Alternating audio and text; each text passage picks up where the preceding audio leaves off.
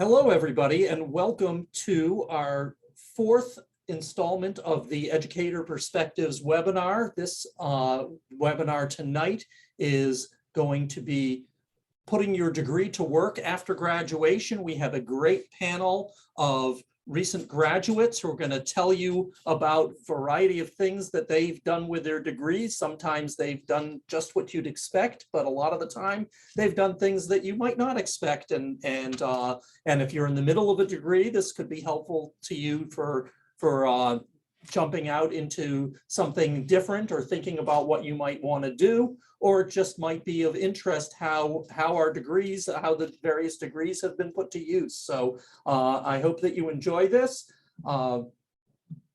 So tonight, just a quick recap of the agenda. We're going to go over a few housekeeping rules. We're going to do some welcomes and intros. We're going to do a panelist interview.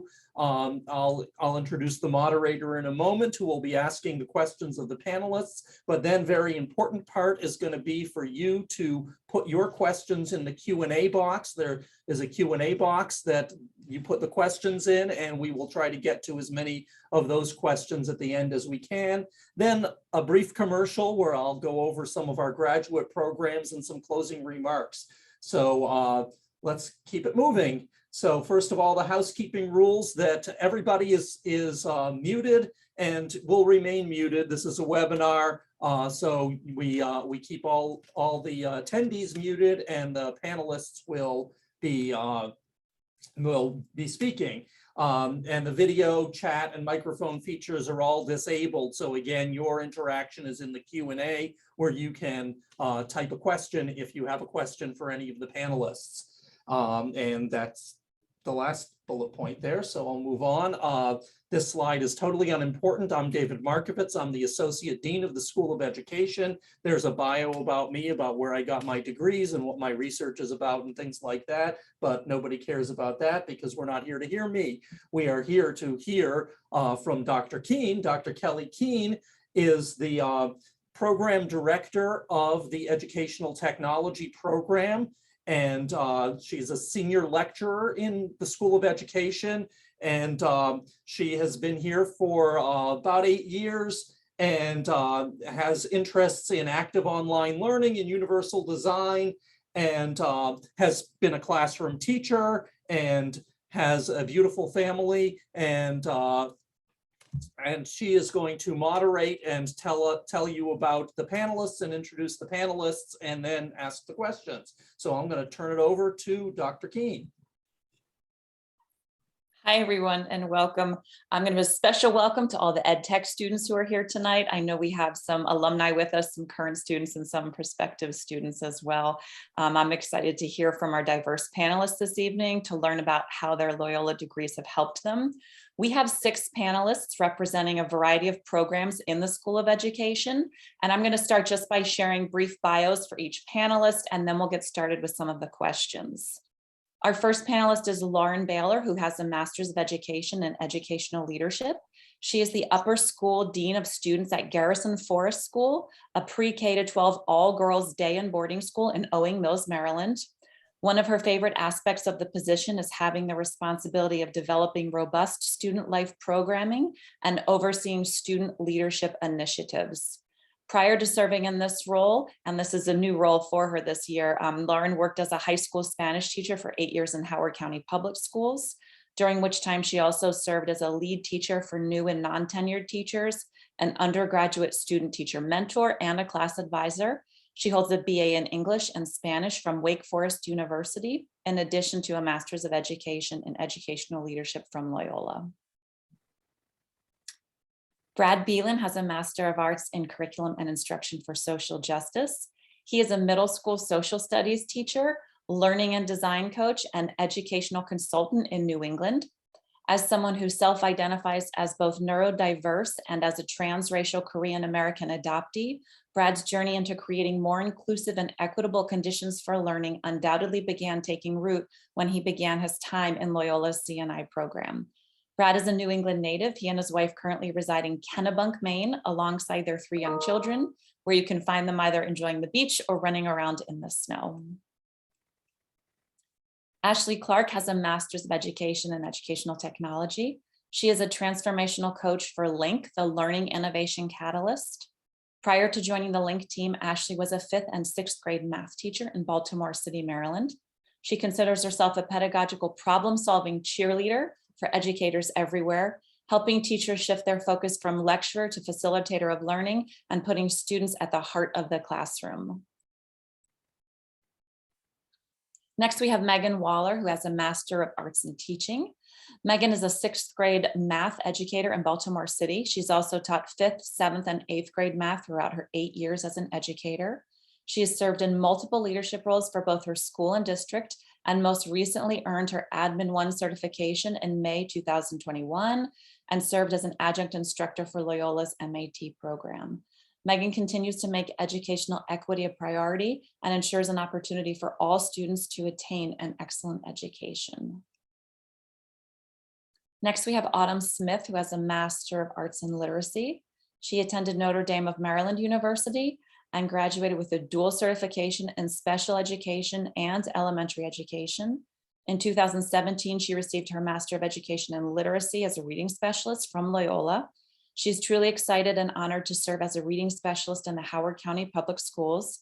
Her research interests include supporting local school systems to create and develop culturally sustaining frameworks that utilize research-based practices and data to enable all learners to achieve academic success. And last but not least, we have Amanda Ward. She has a Master's of Education in School Counseling. Amanda Ward attended Salisbury University and received a bachelor's in mathematics. She's been a math educator for 12 years and has spent the last 5 years working for Baltimore County Public Schools.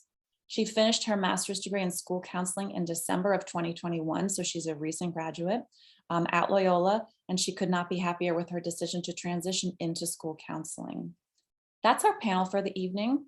Before I ask the first question of the panelists, I'll remind you that as a member of the audience, if you have a question, you can just use that Q&A icon at the bottom of your screen, and you can enter your question anonymously there. And then at the end, we'll get to as many questions as we can.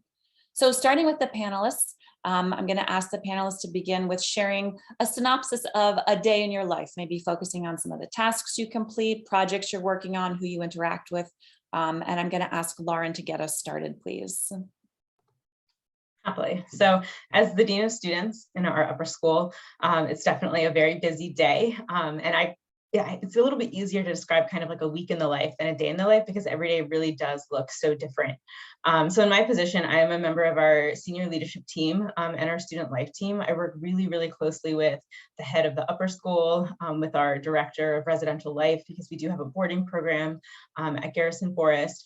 And I work really closely with our school counselor as well to really make sure that we are developing a program where students can really thrive. Discipline is also one of the responsibilities that I have as the upper school dean of students. So I do spend a lot of time just talking with students about, things that are happening for them in their lives, talking with parents as well. I work on developing the school calendar and elements of the calendar. We have a lot of fun activities that happen for students every single week. And so really working on planning and implementing those.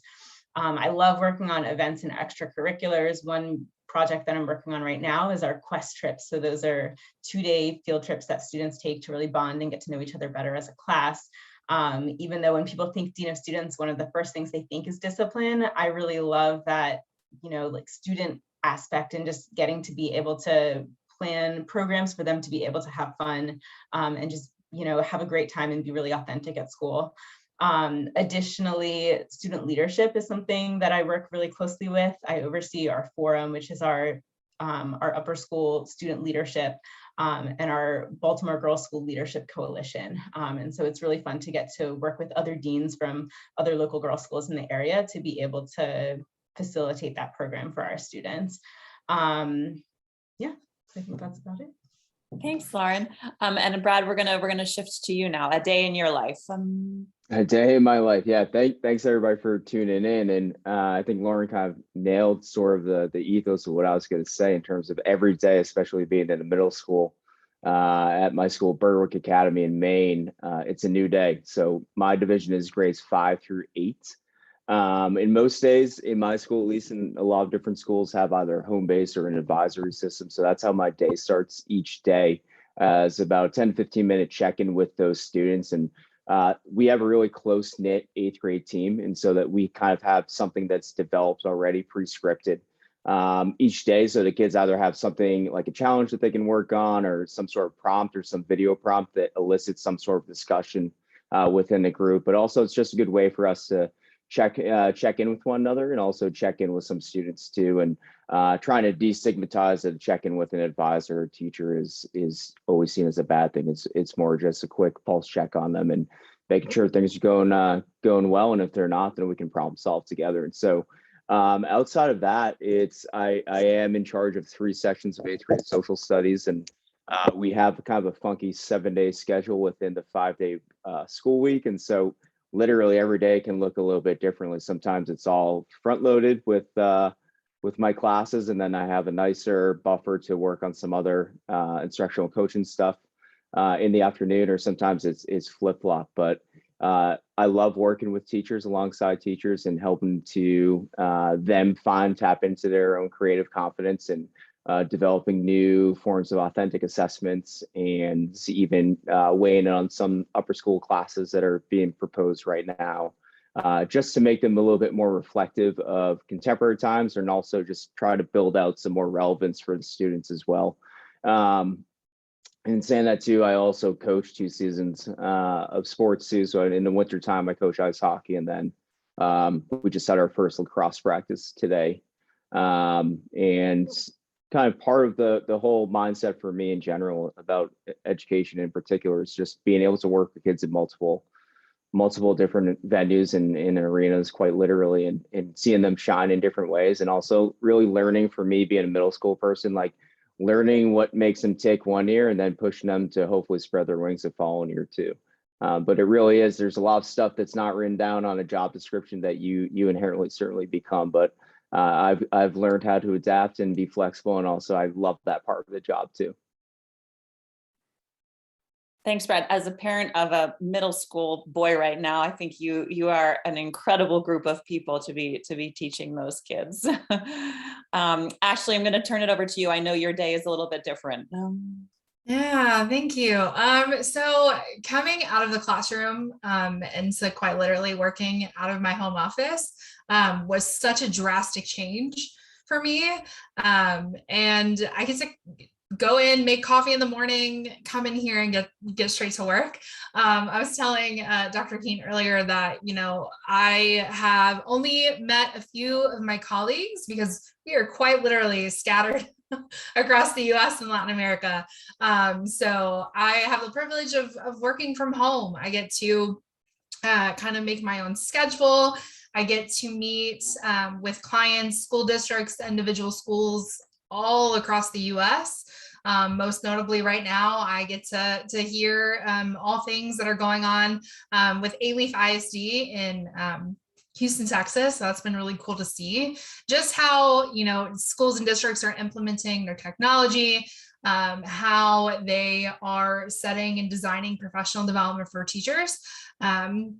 So a lot of my time during my day is in internal meetings, planning, meeting with clients, and really helping them figure out ways that they can make their professional development more equitable for their teachers, and while also giving them the power to create their own culturally responsive classrooms for their students, and really giving their kids the agency to kind of be the learners they want to be in their own classrooms. So we do a lot around blended learning. I get to kind of take breaks when I need them.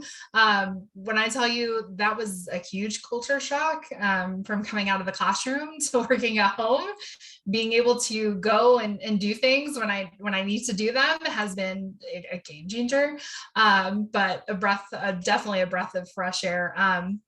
But yeah, I get to hang out and interact basically with all my clients and all my coworkers virtually. We meet frequently every day, and get to work on, finding more tech tools that can do more things for our schools and for our teachers. Because I think COVID taught us a lot about remote learning and what instruction looks like, coming from that perspective. But being able to work from home has definitely been, I think, the need that I wanted to have for myself, in terms of really just focusing on my mental health and giving myself a break. So it's definitely been a blessing in disguise. Thanks, Ashley. Megan, I'm going to turn it over to you to tell us a little bit about a day in your life. Thanks so much. So similar to what Brad was saying before, I also teach with middle school. And so no day is ever the same, which is very nice and refreshing. So, kind of show up to work and immediately start the day with kids. But because of the fact that, kids have their off and on days, as do adults, no day is ever similar to the other, which is nice. Also, it depends on the given time of the year. There are different responsibilities that I have taken on as a leader at school. So starting the school year, helping with team lead responsibilities and also helping with interns has been something that I've worked on. And then I have also been helping with high school choice. So in Baltimore City, students apply in 8th grade for high school. So I had sat down with students to help them apply for high schools. So that's another responsibility. And it just is an ever-changing list of things throughout the year, but learning to balance those things has been something that's been really great as an educator, and getting the chance to work with students, but also at the same time take on leadership responsibilities. And then this past fall, I was a adjunct instructor for Loyola. So I taught the math methods course for the MAT program. So pretty much my day would be normal school day with students, but then come home and prep for that class. And so it was really interesting being able to take on the ability to create a syllabus for that class and design it to how I have seen success from prior teachers in the classroom, and prepare future educators for the classroom as well. So that was really exciting to be a part of. And my day is pretty typical of an educator aside from that, though. Thanks, Megan. I think teachers get good at that, taking the best of what we see from other teachers and translating it into our own practices. I feel like that's something good reflective teachers are able to do. Thank you. I'm going to turn it over to Autumn. Hi, I'm Autumn, and I'm actually a reading specialist. I teach 6th, 7th, and 8th grade, where I'm able to help students to develop comprehension skills as well as strategies to decode. And I have about 5 classes for that, but I also support teachers in their instructional practices, as well as I screen and assess students to determine their instructional level and to help identify what classes that would be most successful for them to be a part of. I'm also a part of the school improvement team and work closely with admin and leadership teachers in leadership roles on how we are going to move forward, especially coming out of the pandemic, and helping support the needs of all students as well. I also work closely with the guidance counselors as well. So like many of my other colleagues, my day can look any type of way during the day, but really my goal as a reading specialist is to support admin, students, and teachers in developing practices that help them be successful. Perfect. We'll transition to our school counseling panelist now, Amanda. Hi. So I am a high school counselor, and kind of as everyone else has also said, the day to day is very different depending on what the need is. As a school counselor, we focus on not only that social emotional aspect, but the academic and college and career readiness. So it kind of shifts throughout the year what our responsibility focuses on. In the fall, we're looking a lot at college applications, new enrollments, things like that. Obviously, the social emotional aspect is constant throughout the year, so that's coming and going as it needs to be taken care of. And then right now we're looking more at registration and preparing for next school year. So looking at the correct placements for students, whether they're leveled correctly, any classes that they need to take for graduation, things that they're interested in, and things like that. So I work alongside of a wonderful group of counselors, and we work very closely with our teachers, our school resource officer, our pupil personnel worker, social worker, and school psychologist to really support those kids through whatever it is that they need. Excellent. Yeah, absolutely. That team approach, it sounds like. Thank you. So our next question is one that I'm interested in hearing all these different perspectives on. What is one of the most useful things you learned while enrolled in your graduate program? And Lauren, I'll start with you. Yeah, so there's a couple. I think the one course that really stood out to me and that I just continually go back to is the school law class. I think that it was just a really, really excellent course, very challenging, but it really helped me understand why and how schools function the way that they do in the school systems that we have in the US. And it has enabled me to be able to really think critically. I think about, the structures that we have in place for schooling, being in a leadership position, being an administrator in an upper school for its grades 9 through 12. I consistently am thinking about the things that I learned in that class and reflecting on that as I move through my day-to-day. And so I think that has been definitely like one of the most valuable takeaways. I think also just, the Masters of Education and Educational Leadership really emphasizes the different types of leadership styles that exist within a school. And so it has really enabled me to better understand who I am as a leader and who I want to be, what kind of leader I want to be, but it also has helped me be able to better analyze and appreciate leadership in all of its different forms. So I'm able to, I think, work really well with my colleagues and the types of leadership that they're bringing to the table. It's also instrumental in the way that I approach developing programs for students to be able to grow into themselves as leaders. And so I think that, really growing into myself and understanding solidly who I am as a leader and just the different types of leadership styles that exist enables me to work better with others and also, foster that leadership in students. Thank you. Brad, from your perspective, something useful you learned while in your CNI program? Yeah, absolutely. So I think the curriculum and instruction program for social justice, it was absolutely transformational for me, just being a couple of years into my own teaching career. So as a young teacher, so I graduated in 2011, and I did that for about 2.5 years. And so I was just a couple of years into teaching myself, and I didn't know what I didn't know necessarily, but it really exposed me to a lot of different perspectives. And in particular, and I forget the exact title of the course, although I think it's History of Education by Dr. Flores Coolish. And it was just really eye-opening to me to see the evolution of education that we know today, but also from where it began. And in particular, a lot of the social inequities that were already built in.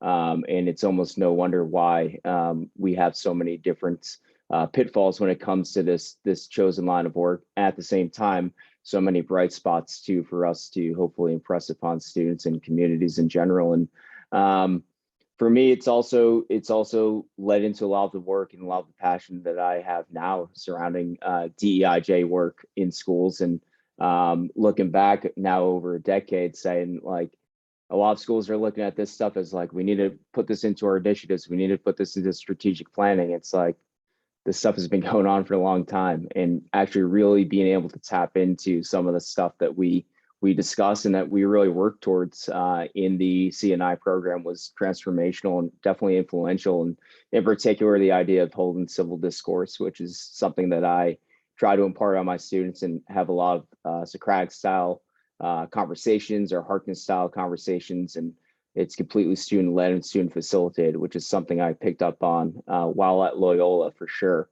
And also just talking about not just the idea of social justice as an end result, but also as a mindset for me in approaching things, and whether it's not just content, but it's also ways in which pedagogically speaking, we're forming assessments that we're grading for equity, that we are constantly checking our blind spots, for different groups that may or may not identify as you. And I think that's really, really important for all educators, regardless of how they self-identify, is that we're all aware about different things that we might bring in terms of bias work, but also ways in which that we can grow and transform, because ultimately the students are looking to us for our lead. And hopefully also we have enough humility to admit when we are wrong, when we have made mistakes with our students, or just in front of them in general, just trying to be leaders for them and role models in general. And I can't say enough about the program. Thank you. Absolutely. I feel like you shared some good tips with us too about what we need to be thinking about. Ashley, over to you. Yeah, I was talking to Blossom from the EdTech program a couple weeks ago, and she asked me this question, and I said, "Is it weird if I say all of it?" Because quite frankly, like when I'm thinking about, I mean, I now get to talk about pedagogy, and I get to talk about SAMR in the way that when I'm talking to my clients about like really focusing and changing educator mindset and how classrooms are created and cultivated and how we create student-centered classrooms. A lot of that comes around with how are we able to take our technology and how we're able to transform our classroom environment and our own mindset and our students' mindset with that technology. So a lot of it is just really thinking about going from that substitution phase to redefinition, and what does that even mean for my clients, and really thinking about, you know, those mindset shifts, and really thinking, how can I create that student-centered classroom experience for my kids while also keeping equitable grading practices, like Brad, you were talking about, while addressing finding tech tools that are most beneficial for me and meet my students' needs. How am I able to still differentiate while utilizing all these different tech tools? So quite literally, like majority of the program, the EdTech program, I wish is something that all educators could have experienced. Because if I recall in my undergraduate degree, and I have a bachelor's in elementary education, one class was focused on educational technology. And a lot of it, I think, especially what a lot of educators, myself included, before coming out of the classroom at the beginning of COVID and remote and hybrid learning, a lot of it could have been preemptive if people had been exposed to the kind of coursework that I experienced in the EdTech program. And me personally, I really loved teaching online and remote. My students did really, really well with that. And I know like that's just a small drop in the bucket just to think about, but yeah, quite literally, like all of it. I love it. I think that's a great answer. I would absolutely accept that.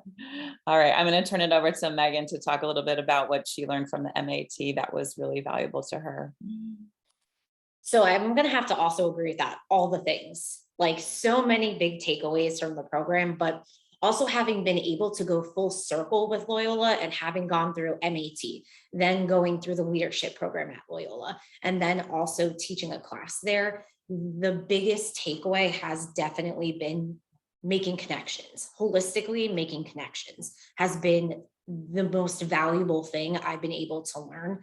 I think that the connections that you make with your classmates, the connections that you make with people at your workplace, the connections that you make with your professors are undoubtedly the best way to see success through education.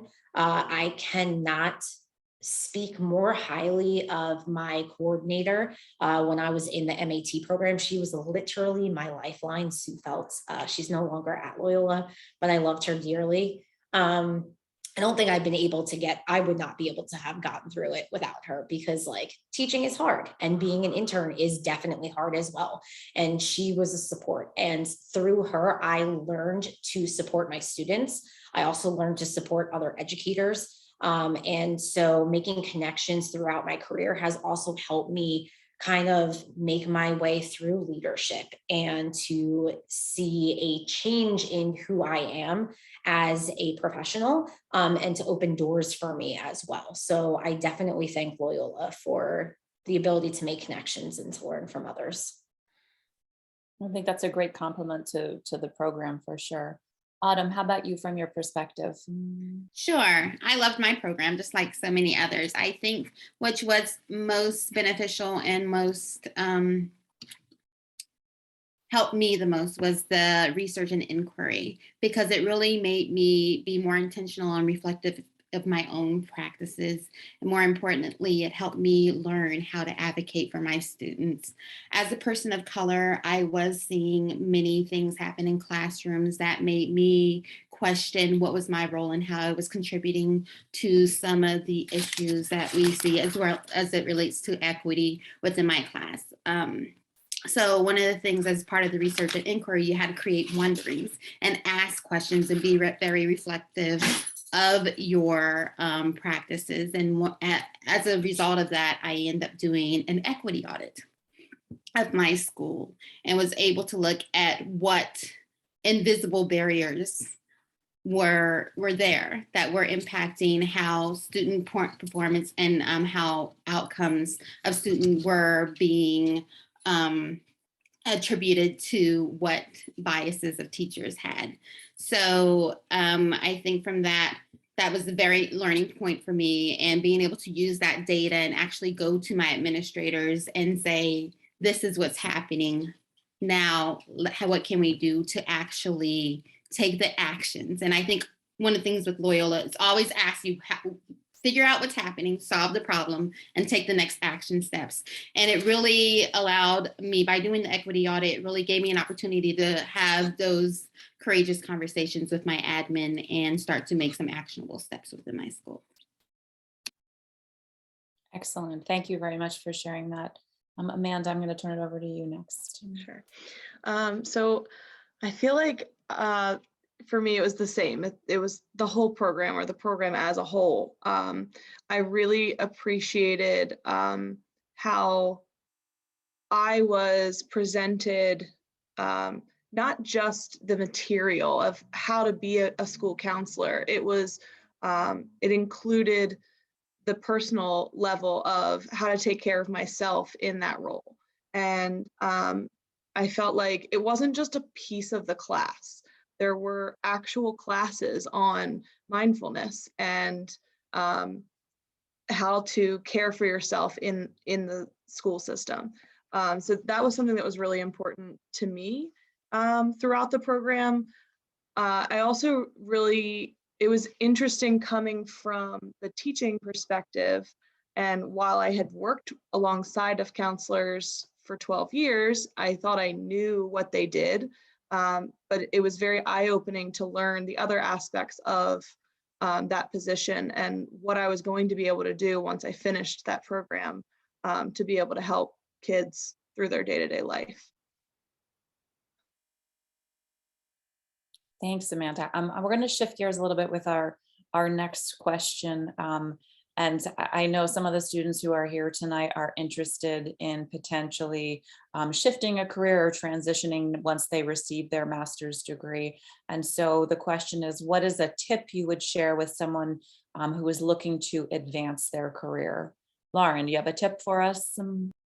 Yeah, so I did kind of shift my career a bit, going from a classroom teacher to now being an administrator. And I think a really big piece of it is taking risks. I also think reflection is really important, and just understanding like why this shift, why now, what you want to get out of it. You know, Amanda spoke to the mindfulness of the Loyola programs, and I think in the administration, educational leadership program, there was a lot of reflection, and professors urged you to really reflect on your own journey, your educational journey and your career journey. And so I think to really take that to heart, reflect on why you want the next step, and then be willing to take the risks to just do it. You know, if you're given the opportunity to take on new roles in your school, especially ones that might be outside of your comfort zone, I think 100% do it, because when you're out there and you're interviewing for new positions to be able to speak to many different little roles that you have in your building, as opposed to just your primary role as like an educator, really just makes you a much stronger applicant to take on a new position. And the one other thing I would say is, make sure that you have a mentor. And that is something that I think my mentor from Loyola, Dr. Masella, I love her, really impressed upon us, is that it's so important to make sure that you have support when you are working in education, because they are challenging roles, whether you're a teacher, whether you're an administrator, whether you're working in some other capacity. And so as you look to advance your career or step into a new role, really make sure that you are connected to a mentor. You have someone that you can go to for advice and for support, because you can't do it alone. I think that's incredible advice. And the Jesuits love to encourage reflection. So I think that that is something that you see across all the programs at Loyola. Brad, to you. Yeah, it's almost like we had this ESP thing, Lauren, because I had mentor written down. I'm a huge believer in networking, and I know that spans across different professions in general, but networking is so big. And like even this opportunity right now is network. And I know I can't speak for every other panelist, but like I hope that you reach out to Dr. Keane if you want to connect further. I'm happy to share anything from my experiences so far, and that's just one perspective. And I think that just the ways in which that you engage, but also take on new roles and responsibilities and things that your schools or the communities that are offered to you. And at the same time, also know when it's okay to say no. I think that schools will absolutely squeeze as much as they can get out of you. And especially if you're very eager to complete tasks or do jobs that people are really stretched thin to do, and you're happy to do that. And at the same time, making sure that you're able to draw that boundary. I think that right now we're really seeing a crisis when it comes to mental health, not just with students, but also with some faculties too across the globe. And I think that it's just kind of a byproduct of the funkiness of the last couple of years, but also that schools are doing a better job now of addressing or trying to put programs in place where you can really start to strike a better balance between the work and the life areas, because I think that's key, because we're going to be at our peak performances for our students and for our families if we also are feeling good socially and emotionally about ourselves as well. And the other thing too, alongside mentors, I just think it's really important that you write down the things that really interest you, even if it's not in direct alignment with what you see yourself doing right now. In terms of your classroom practices, if you're either student teaching or if you're a classroom teacher right now, think about other avenues that tap into multiple parts of a day-to-day work with students. And so I say that only because you never know when that door is going to become open, or when you're going to be tapped by a leader at your school or a different district to help to facilitate or lead something. And that's, quite frankly, it'll also help me start my own consultant part-time as well in project-based learning and authentic assessments, because it's something that I believed in and I still believe in as a classroom teacher and instructional leader. And at the same time, there's other schools and districts that were looking for somebody to help lead their faculty and their staff in similar mindset training and professional learning in general. And so finding something that you really feel passionate about, and then finding mentors that can help support you and network you with other individuals to bring those ideas to life is always available. Excellent. Thank you very much. Ashley, to you. Thanks. Some of the biggest ones, and I'm thinking about the time that I was a classroom teacher and now shifting more into a coaching style role. One thing that I did more closer to my ending years as a classroom teacher was really getting out there and observing other people teaching within my building, content team, grade level team, not even my same content, but just being able to go and visit and observe another teacher while they're teaching and they're engaging their students is such a great opportunity to get so much or a much better idea of things you're going to try, things that you have never thought about before. A lot of my favorite lessons that I did with my kids came from ideas of other educators that were willing to open their classroom doors to me, willing to elicit feedback from me. And also too, like it's double, right? So willing myself to have other teachers come in and give me feedback on something maybe that I'm being a risk taker and I'm trying for the first time, especially around tech tools or even just with my kids in general, which brings me to my second one. Be a risk taker in the best capacity that you can.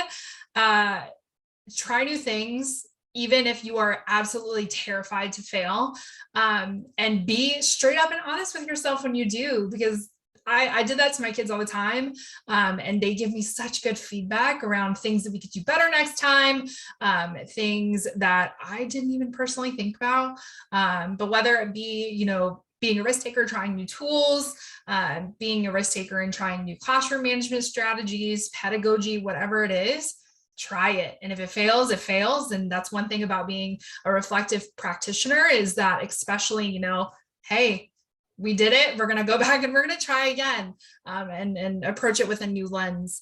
And then lastly, and I've heard so many people mention it already, find, if you can, somewhere in the school where you can build the capacity to lead.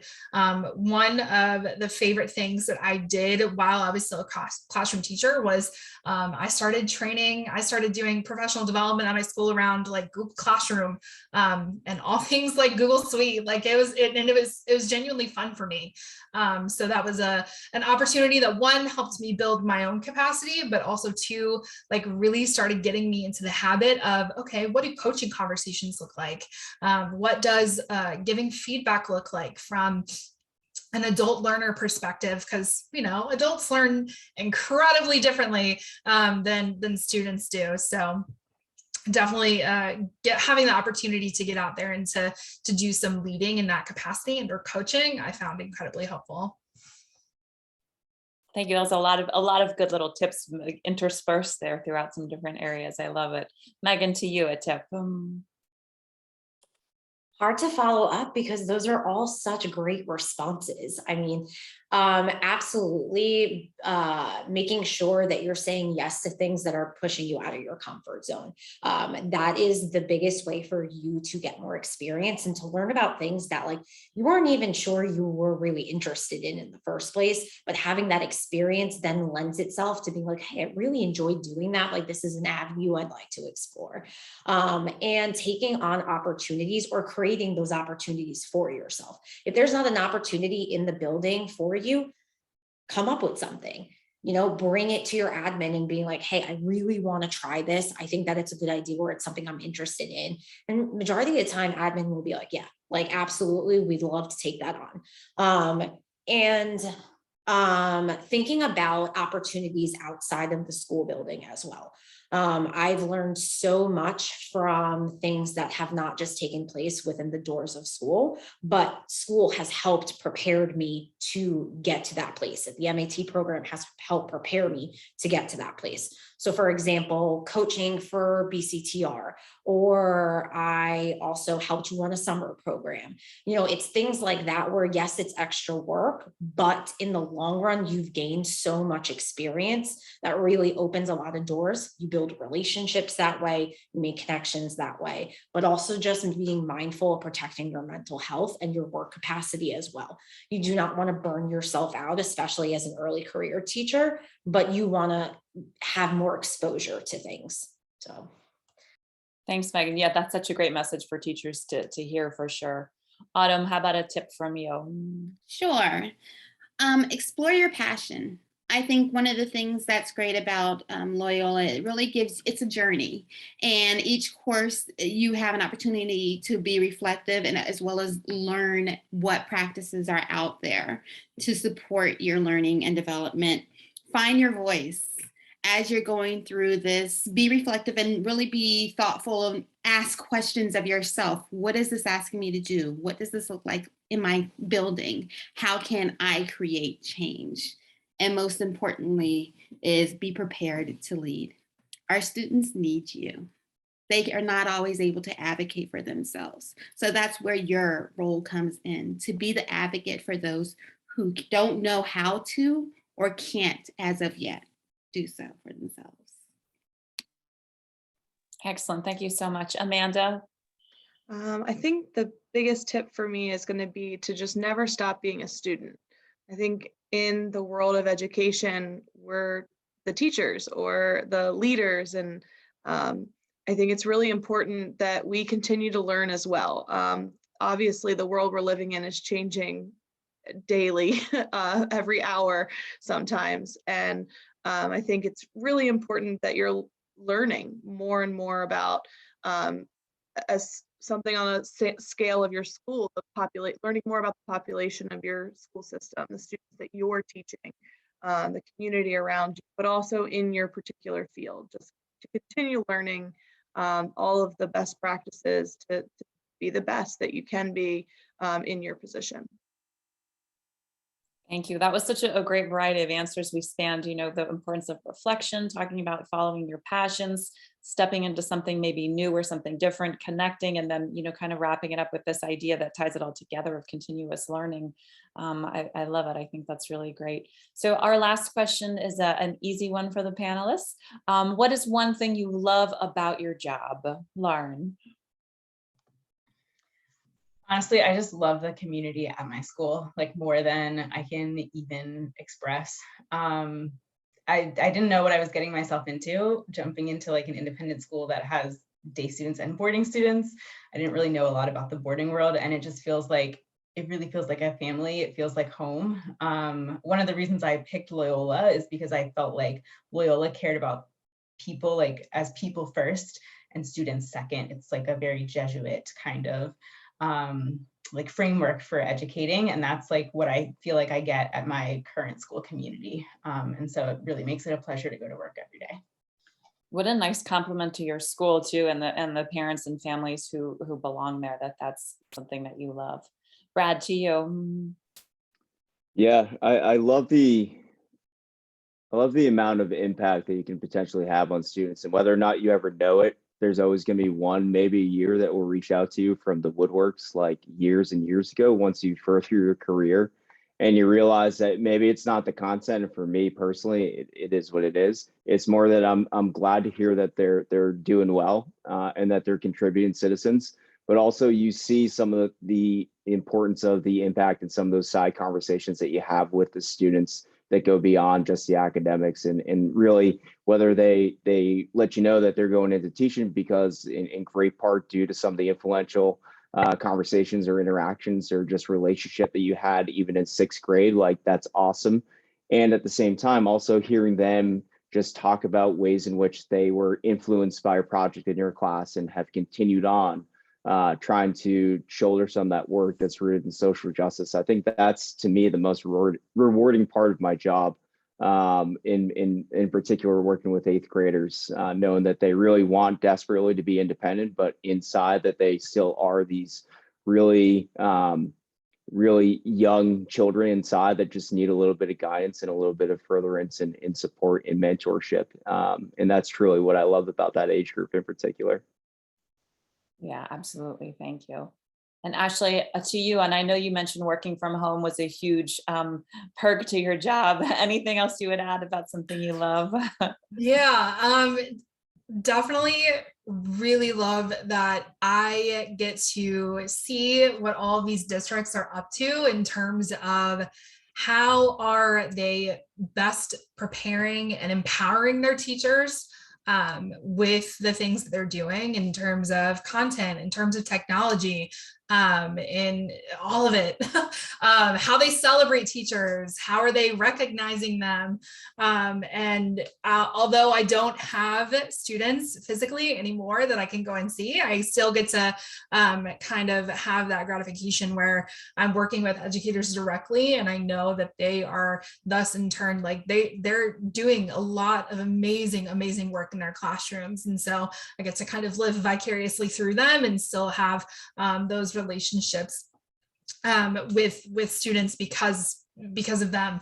And definitely, you know, the last one is probably loving seeing the mindset shift that teachers are going through, and how admin and district leaders are really empowering them to really find things that are meaningful for them to create in their classroom. As a teacher, I always was frustrated that I, you know, as a teacher would differentiate the work for my kids, but a lot of the professional learning that I was getting was not differentiated for me to meet my needs. And so really like helping admin understand that and really helping them empower their teachers and really celebrate them for being risk takers is probably one of the favorite aspects of my job. For sure. Absolutely. I love that bird's eye view too, that you said, of seeing everything. All right, Megan, something you love about your position. It's always going to be the kids first. The kids are the reason why I went into it. They are the reason why I'll continue. Even as I prepare to shift out of the classroom, it's still with the kids in mind. It's still about supporting adults who support children. And I just know that at the end of the day, I have learned so much from the students that I am grateful for them. It's not just about what I've taught them, it's about what they teach me on a daily basis also. You know, having students come back up to visit, and I have students now in college, which is mind-blowing to me. But it's so incredible just to see the great things that they've accomplished. I also love working with early career teachers and watching them flourish as educators and seeing how much they grow even in a short period of time, and how much they accomplish and are able to support students as well. Wonderful. Yeah, I agree for sure. Autumn, something you love about your position? Helping students recognize that what they have to give to their academically, they are struggling. Many of my students I work with as a reading specialist, and helping them learn that they build their confidence, and helping them learn that, yes, there might be some areas of growth, but look at all the strengths you have, and bringing that to the teacher's attention as well. Yeah, for sure. Absolutely. Amanda, to you? Megan really said it for me. It's the kids. The impact that we get to have on them, and in reverse, the impact that they have on us. I was very anxious about leaving the classroom for the first time. I never wanted to be anything other than a teacher. And then I found this school counseling career path and realized that I could make just as big, if not bigger, of an impact on these kids and their lives. So it really is all about them. Thank you. I think that was really well said, and a really positive note to end us on here. So before I turn it back over to Dr. Markovitz, I'm going to say just a special thank you to all of our panelists for being here tonight, for sharing a little bit about what you do and the impact that Loyola has had on you. You're all very strong advocates for Loyola's programs, and it's wonderful to hear how you're putting your degrees to work now, and sort of the different ways that looks. So David, I'm going to turn it over to you for the Loyola commercial, I think is next. Now for a word from our sponsors. But first, I just want to thank Dr. Keane and all the panelists. This was amazing to hear about all the wonderful things that everybody is doing now. There's at least one of my former students in the panel, and it's great to see her and hear about what she's doing, but also to hear about what everybody else is doing, and it's wonderful. So thank you so much for everybody. So I am going to go back to sharing my screen and give you the little commercial. So We at Loyola have 9 graduate programs. You've heard about some of them tonight just because these are graduates of many of those different programs. If you are not currently a student at Loyola but are interested, then you can click on the link that I just put in the chat to apply to any of our programs. We have a Master of Arts in Teaching for people, mostly career changers or conditionally certified teachers who are looking to get certified, or the career changers who are looking to become teachers.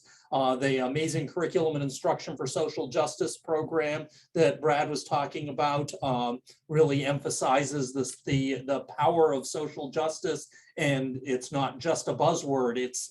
There's deep things that we can do every day, and all of our programs emphasize social justice, but Curriculum and Instruction for Social Justice is really all about that.